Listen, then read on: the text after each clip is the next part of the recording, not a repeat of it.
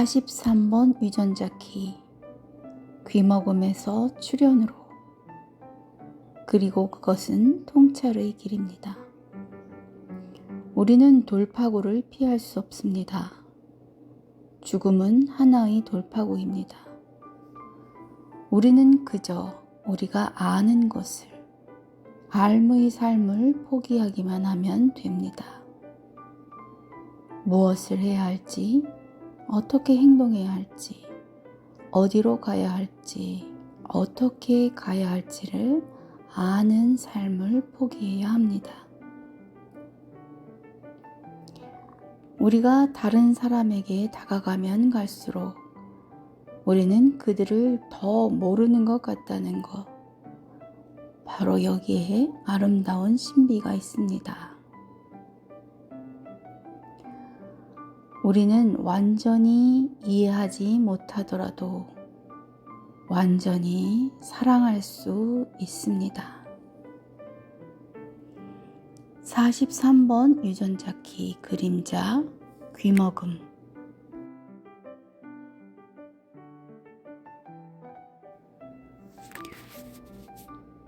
안녕하세요. 빛나무입니다.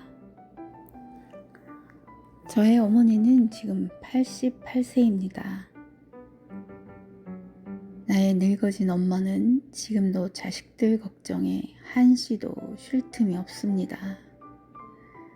매일 아침 아픈 무릎을 일으키며 절을 하고 자식들을 위한 기도를 합니다.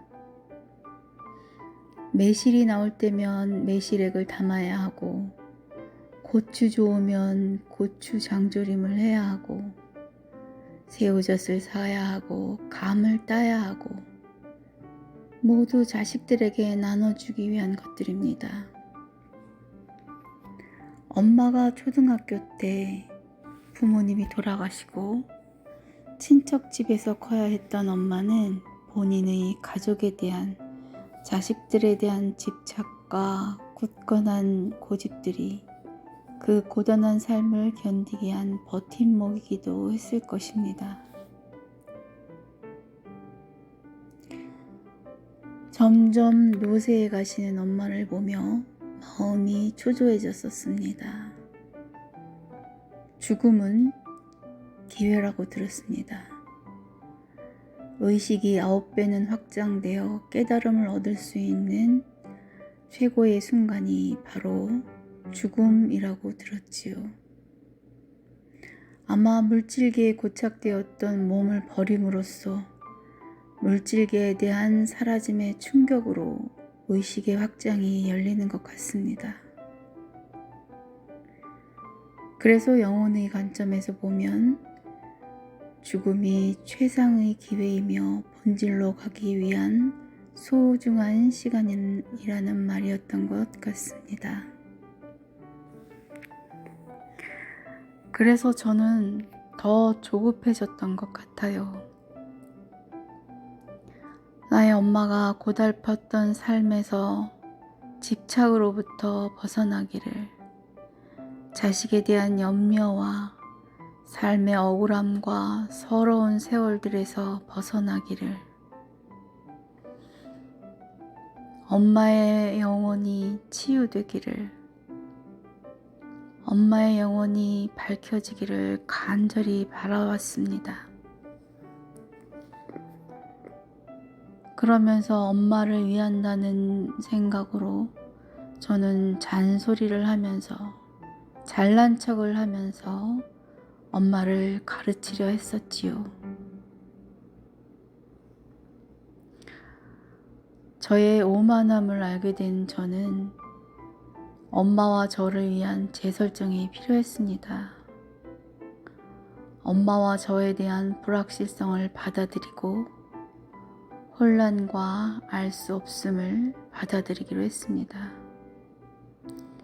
엄마의 죽음에 대한 두려움을 받아들이고 저희 오만한 의도를 접기로 했습니다. 그래서 내가 할 수 있었던 것은 상처받았던 이야기 대신 어린 시절 할머니 할아버지와 놀았던 이야기, 친구들과 놀던 이야기, 아빠가 쫓아다녔던 이야기로 화제를 바꾸어 엄마의 삶이 힘들지만은 않았다는 기억을 떠올리는 것이 제가 할 수 있는 전부였습니다. 그리고 틈나는 대로 엄마가 얼마나 소중한 존재인지 말하는 것이 제가 할 수 있는 모든 것이었습니다.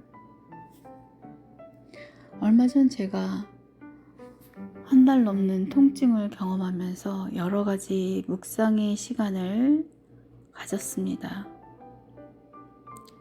세상 모든 것들이 저마다 얼마나 빛나는 존재들인지, 또 제가 이 모든 세상에 얼마나 의존되어 있는지 느끼는 시간이었습니다.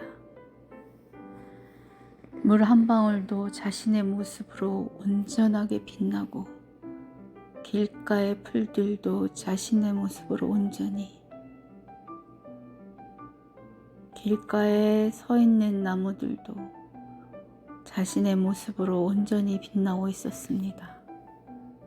쌀 한 톨을 먹을 수 있다는 것도 너무나 감사했고, 옷이 내 곁에 있어서 입을 수 있다는 것도 너무나 감사했습니다. 감사하고 감사하고 빛나고 빛나는 나와 연결된 이 모든 것들, 그 속에서 오만하고 감사할 줄 몰랐던 저를 발견했고 호오포노포노를 시작하게 되었습니다. 계속 잊어버리고 일상 속에서 생각하기가 쉽지는 않았지만, 틈틈이 알아차림 속에서 알아차림이 끝나고 나면 호오포노포노를 진심으로 외우는 일상을 보내고 있습니다. 어느 날 저는 엄마에게 전화드려 엄마, 나는 요즘에 이런 말을 외우고 있어요. 미안합니다. 용서해 주세요. 감사합니다. 사랑합니다.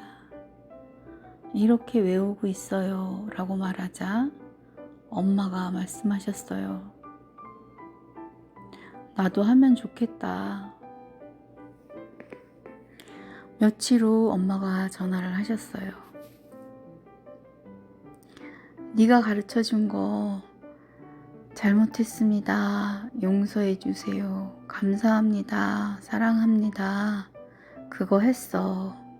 처음에는 잘 몰랐는데 계속하니까 너무 좋은 것 같아.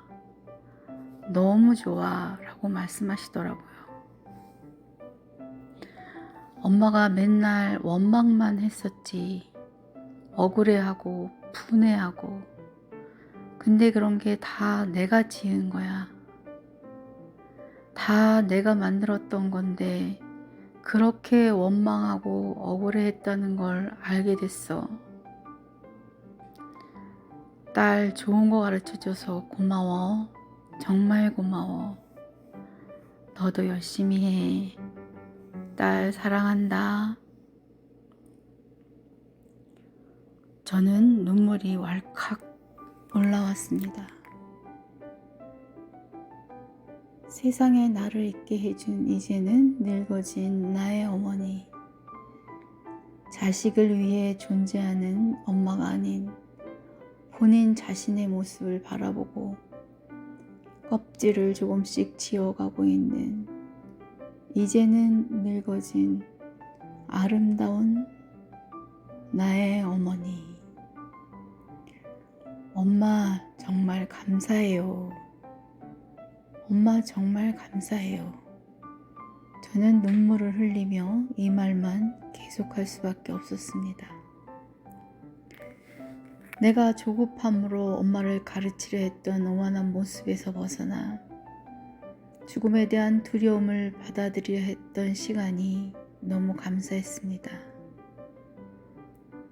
그저 나의 일상을 전한 것이 오히려 나와 엄마를 연결해주고 엄마가 엄마를 위한 시간을 볼 수 있게 해줬던 것 같습니다. 바보처럼 삶의 삶을 포기하면 된다고 하는데 무엇을 해야 할지, 어떻게 행동해야 할지, 어디로 가야 할지, 어떻게 가야 할지 아는 그런 삶을 포기하기만 하면 된다고 하는데 정말 어려운 것 같습니다. 하지만 다시 한번 노력해 보려고 합니다. 미안합니다.